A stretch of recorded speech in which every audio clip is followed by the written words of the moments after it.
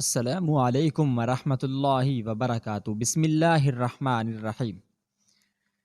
ابو جہل کی نظر جب ایک رومی کنیز پر پڑی تو اس نے اسے منہ مانگے داموں خرید لیا۔ اس کنیز کا نام زنیرہ تھا۔ زنیرہ کون تھی، اس کا خاندان کیا تھا اور کن حالات کی وجہ سے زنیرہ سلطنت روما سے مکہ کے بازار غلامہ میں ناقدر جنس کی طرح فروخت ہو گئی۔ ان باتوں سے ابو جہل کو نہ کوئی دلچسپی تھی اور نہ ہی جاننا چاہتا تھا۔ ایک روز بہت عجیب بات ہوئی۔ ایک مرتبہ زنیرہ اونٹوں کو چارہ ڈال کر پلٹ ہی رہی تھی کہ اسے اپنے آقا کی آواز آئی جو مالکن سے بات کر رہا تھا۔ آپ جو ہمارے سامنے پلا بڑا ہے، ہماری ہی طرح زندگی گزارتا ہے، اب وہ کہتا ہے اللہ اس سے کلام کرتا ہے، اس پر وحی نازل کرتا ہے، اس کے پاس جبرائیل فرشتہ آتا ہے۔ آقا کی آواز کے ساتھ ہی کہا بلند ہوا۔ زنیرہ کو دیکھتے ہی مالکن نے روبدار آواز سے اسے بلایا اور زنیرہ ادھر آؤ اور میرے پاس دبا۔ زنیرہ سعادت مندی سے مالکن کے پاس گئی اور پاؤں دبانے لگی۔ کچھ دیر بعد مالکن نے ابو جہل سے پوچھا محمد نے ایسا کب کہا؟ ابو جہل نے کہا آج۔ محمد ابھی نے مکہ کے سارے اکابرین کو بلوایا تھا۔ پہاڑ کے قریب اس نے پوچھا کہ اگر میں کہوں کہ اس پہاڑ کے پیچھے سے دشمن کی فوج آ رہی ہے تو کیا تم یقین کر لو گے؟ سب نے محمد کے گزشتہ کردار کو دیکھتے ہوئے کہا ہاں، ہم یقین کر لیں گے، کیونکہ ہم نے ہمیشہ آپ کو سچا اور امانت دار پایا ہے۔ پھر اس نے کہا کہ سنو، مجھے اللہ نے پیغمبر بنا کر بھیجا ہے۔ اللہ نے مجھے تمہیں یہ بتانے کے لیے مبعوث کیا ہے کہ اللہ ایک ہے اور اس کے سوا کسی کی عبادت مت کرو۔ تمہاری تمام حاجتیں وہی اللہ پوری کرتا ہے۔ ابو جہل چند لمحے خاموش ہو کر بولا حیرت تو یہ ہے، وہ یہ کہتا ہے کہ سب انسان برابر ہیں۔ اس نے ایک بار پھر کہا لگایا اور کہا آقا غلام کی تمیز کبھی مٹ سکتی ہے؟ کیا اعلیٰ اور ذلیل قبیلے برابر ہو سکتے ہیں؟ معلوم نہیں محمد یہ کون سی باتیں کر رہا ہے جو نہ کبھی سنی اور نہ دیکھیں۔ ابو جہل کی یہ تمام باتیں زنیرہ کی یادداشت میں رہ گئیں۔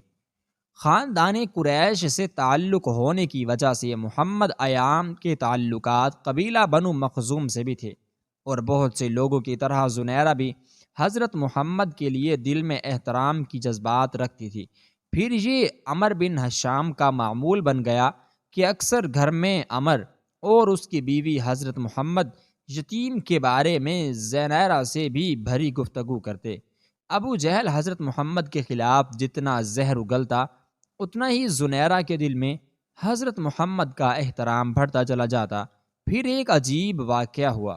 ابو جہل کی باندی سمیہ نامی بوڑھی کنیز نے زنیرہ سے حضرت محمد کے متعلق باتیں کرنا شروع کیں۔ ایک رات سمیہ نے بتایا کہ آج شام سمیہ، ان کے شوہر یاسر اور دو بیٹوں عمار اور عبداللہ نے اسلام قبول کر لیا ہے، اور زنیرہ کو ہدایت کی کہ یہ بات کسی کو نہ بتانا۔ حضرت سمیہ کا خاندان چوری چھپے نور نبوت سے اپنے قبلہ رخ کو منور کرتا رہا۔ سمیہ نے زنیرہ کو بتایا کہ رسول اللہ کا یہ پیغام لے کر آئے ہیں کہ اللہ ایک ہے، اللہ کی عبادت کرو اور اپنے تصور و خیال سے بنائے گئے تمام بتوں کو توڑ پھینکو۔ اللہ نے تمام انسانوں کو آزاد پیدا کیا ہے اور سب انسان آپس میں برابر ہیں۔ نہ عربی کو اجمی پر فوقیت حاصل ہے، نہ ہی اجمی عربی سے بڑھ کر ہے۔ اللہ کے نزدیک بزرگی کا صحیح مقدار اور پسندیدہ وہ ہے جو متقی ہو، جس کے اندر اللہ تعالیٰ کی صفات کا نور ہو۔ ان باتوں میں زنیرہ کے بے شمار سوالوں کا جواب موجود تھا۔ روز کسی طرح حضرت سمیہ کے ساتھ بارگاہ رسالت میں حاضر ہوتی، سراپا محبت و رحمت ہستی نے شفقت سے اس کے سر پر ہاتھ پھیرا اور دعائیں دیں۔ برسوں محبت کے لیے ترسی ہوئی زنیرہ آنکھیں ڈب ڈبا گئی، دل میں دبی ہوئی محرومیوں کا آتش فشاں گویا پھٹ پڑا اور وہ پھوٹ پھوٹ کر رونے لگی۔ اس کے وہم و گمان میں بھی نہیں تھا کہ کوئی اس غلام کی محبت سے بھی آزاد ہو سکتا ہے۔ نور نبوت کی ضیاء پاشیوں سے زنیرہ کا باطن آفتاب کی طرح روشن ہو گیا تھا۔ دل تو نہ جانے کب سے اس خدائی پکار پر سر تسلیم خم کر چکا تھا۔ اب وہ ایک معمولی کنیز سے رسول اللہ کی عظیم المرتبت صحابیہ زنیرہ بن گئی۔ رسول اللہ نے حضرت زنیرہ کو اللہ کے قریب کے لیے چند طریقے مرحمت فرمائے اور تاکید فرمائی کہ ابھی اپنے قبول اسلام کا اعلان نہ کریں۔ زنیرہ دولت ایمان سے سرفراز ہونے کے بعد واپس آ گئی، لیکن عشق چھپائے نہیں چھپتا۔ ابو جہل کو آخر معلوم ہو ہی گیا کہ زنیرہ مسلمان ہو گئی ہے اور عشق حقیقی پر قدم رکھ دیا ہے۔ پھر اس کی جہالت و ظلم کا وہ باب کھلا جس کی وجہ سے اس کا نام ابو جہل مشہور ہو گیا، اور آج بھی اس کا اصل نام عمرو بن ہشام بہت کم لوگ ہی جانتے ہیں۔ ابو جہل نے حضرت زنیرہ پر ظلم و ستم کے پہاڑ توڑنا شروع کر دیے۔ ابو جہل حضرت زنیرہ پر اتنا برا ظلم و تشدد کرتا کہ وہ بے ہوش ہو جاتی اور مار مار کر تھک جاتا۔ پھر اللہ کی یہ نیک اور صابر بندی سب کچھ سہ لیتی، مگر پائے استقلال میں ذرا بھی لغزش نہ آتی۔ ابو جہل ہر روز نئے نئے طریقوں سے مظالم کرتا، کبھی کئی دن تک کھانے کا ایک لقمہ بھی نہ دیتا، کبھی سونے پر پابندی لگا دیتا اور اونگ آتے ہی کھال تک نوچ لینے والی چھڑی سے مار مار کر لہو لہان کر دیتا۔ حضرت زنیرہ کا پورا جسم زخمی رہتا اور اس میں سے خون اور پیپ رسنے لگتا، مگر اب وہ روح کے اس سفر پر گامزن تھی جہاں مادی جسم کو آدھی روح کے خول یا لباس کی صورت میں دیکھتا ہے۔ رسول اللہ کو جب حضرت زنیرہ کے اوپر ہونے والے مظالم کی خبر پہنچی تو غمگین ہو جاتے ہیں۔ ایک مرتبہ آپ کے ایما پر حضرت ابو بکر صدیق ابو جہل کے گھر گئے تاکہ انہیں خرید کر آزاد کر دے، اور اس سے کہا کہ زنیرہ کو فروخت کر دو، مگر وہ ایک کینہ پرست شخص تھا، لہٰذا اس نے حقارت سے انکار کر دیا۔ اس کا ظلم و جبر یہاں تک بڑھا کہ حضرت زنیرہ کی بینائی جاتی رہی اور آنکھیں بے نور ہو گئیں۔ یہ دیکھ کر ابو جہل طنزیہ لہجے میں بولا، دیکھ لات و عزیٰ نے تجھے اندھا کر دیا ہے، اب تو محمد کے دین کو چھوڑ دے۔ اس جملے نے حضرت زنیرہ کے دل کو تڑپا کر رکھ دیا، مگر وہ خاموش رہی۔ یہ بات اتنی مشہور ہوئی کہ مشرکین حضرت زنیرہ کی مثال دے دے کر مسلمانوں پر جملے کسنے لگے کہ دیکھو زنیرہ کو لات و عزیٰ نے اندھا کر دیا ہے۔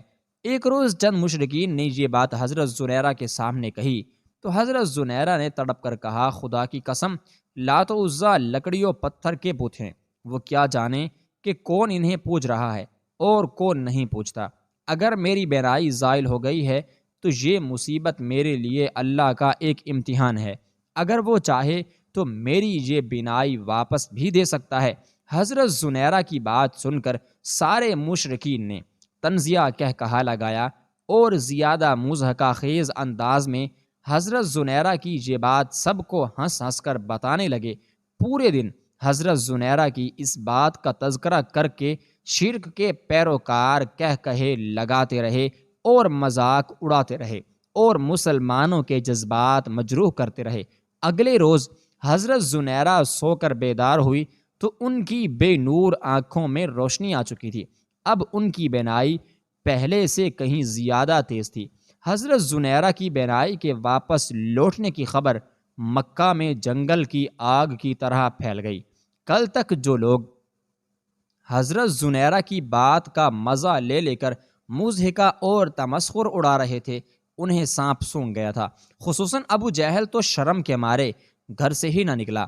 اسی روز حضرت ابو بکر صدیق ابو جہل کے پاس دوبارہ آئے اور کہا کہ اگر تم زنیرہ کو فروخت کر دو تو میں اس کے دگنے دام دوں گا اور تم اس سے زیادہ طاقتور اور محنتی کنیز خرید سکو گے۔ ابو جہل زنیرہ کو مزید اپنے پاس نہیں رکھنا چاہتا تھا، ویسے بھی اسے اپنی ہی بات کی وجہ سے شرمندگی اٹھانی پڑی تھی، اس لیے اس سے کئی گنا زیادہ دام پر حضرت زنیرہ کو فروخت کر دیا، اور حضرت ابو بکر صدیق رضی اللہ تعالی عنہ نے انہیں آزاد کر دیا۔ سبسکرائب